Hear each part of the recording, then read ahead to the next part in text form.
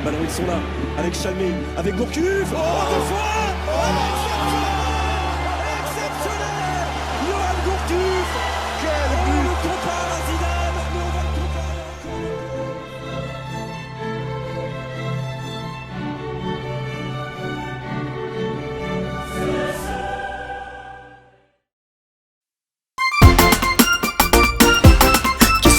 Valera,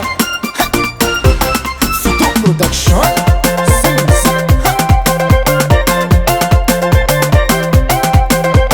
atsika tomty masigny ravagna boligny matiny rafotsy anaza taranody haligny atsika tomty mase ravagna boligny zanatiny rafotsy taranody haligny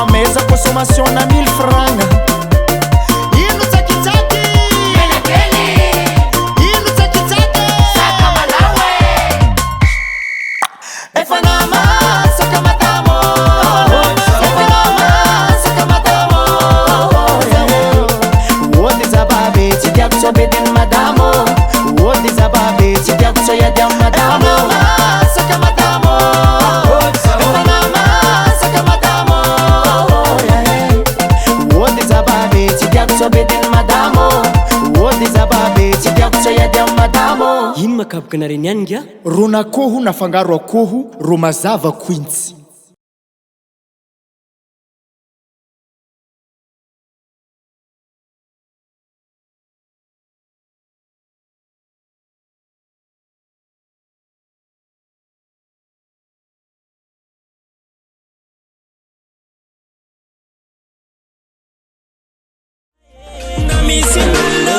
Didi fazatiti angariano ano futiako nandendeka sumari madita vadingo Waze makulu manangane tara mampanyirize ampela tangano kwa vakaraka Vale cara zangulu chifari